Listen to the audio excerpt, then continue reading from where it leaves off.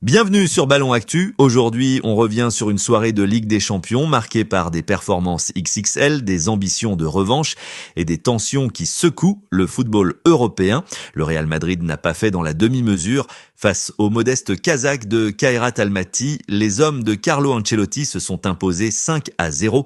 Un match maîtrisé de bout en bout, marqué par un triplé de Kylian Mbappé, qui confirme une fois de plus qu'il est l'arme fatale des mérengues sur la scène européenne. Mais ce résultat, aussi impressionnant soit-il, n'était finalement que l'apéritif, car tous les regards se tournent désormais vers Barcelone. Et plus précisément vers Lamine Yamal, la pépite de 18 ans, qui revient de blessure au moment le plus crucial de la saison. Depuis quelques jours, une idée circule. Le jeune crack prépare une double vengeance contre le Paris Saint-Germain. D'abord une vengeance sportive. Il veut effacer le douloureux souvenir de l'élimination face au PSG en 2024, un revers qui lui est resté en travers de la gorge.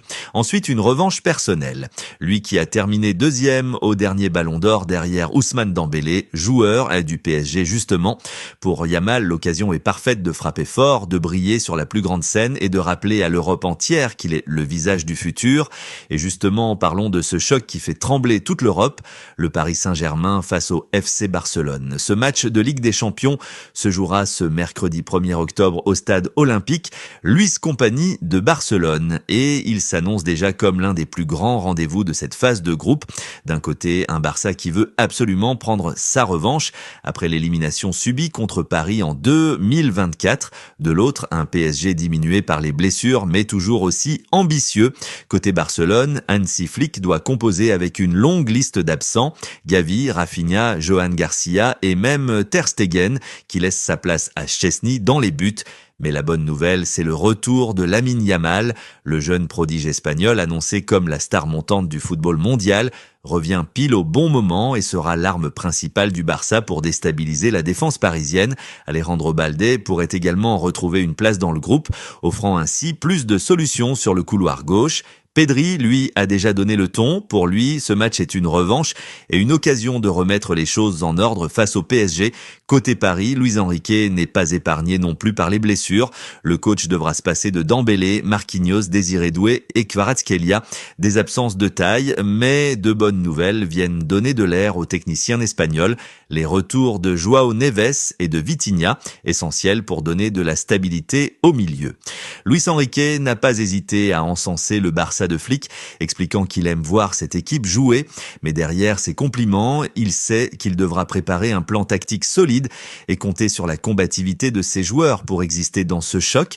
Dans la ville de Barcelone, l'ambiance est déjà bouillante. Un dispositif de sécurité renforcé a même été mis en place pour encadrer les supporters parisiens, preuve que cette confrontation dépasse le simple cadre sportif. Mais au-delà de ce match, un autre dossier secoue la Catalogne, celui de Nico Williams. L'ailier de l'Athletic Bilbao, annoncé proche du Barça ces dernières semaines, a finalement prolongé son contrat jusqu'en 2035 avec une clause libératoire largement revue à la hausse. Un coup dur pour Barcelone qui voyait en lui un renfort idéal pour dynamiser son attaque. En interne, certains dirigeants estiment avoir été utilisés dans ce dossier, comme si l'entourage du joueur avait fait semblant de discuter pour obtenir un contrat en or à Bilbao. Deco et son staff parlent même d'un retournement brutal alors que le club croyait sérieusement en ses chances. Mais Nico Williams a insisté. Il est attaché à l'Athletic et veut continuer à écrire son histoire là-bas. Résultat, Barcelone se retrouve frustré et encore en quête d'un ailier de top niveau. Pendant que le Barça et le PSG digèrent ces coups durs, une inquiétude grandit du côté de l'Angleterre et plus précisément à Manchester City. Le cas Rodri commence sérieusement à inquiéter Pep Guardiola. Le milieu espagnol, véritable moteur de l'équipe, souffre encore de douleurs au tendon après sa blessure et il n'est pas capable d'enchaîner 3 matchs par semaine. Guardiola reste prudent, il préfère le ménager plutôt que de risquer une rechute, mais cette prudence cache une vraie crainte. Sans Rodri à 100%, City perd une partie de son équilibre. On sait qu'il est irremplaçable dans la récupération, dans l'organisation du jeu et même dans ses projections offensives. Sans lui, Guardiola doit bricoler avec des joueurs comme Kovacic, Nunes ou Phillips, mais aucun ne possède son influence.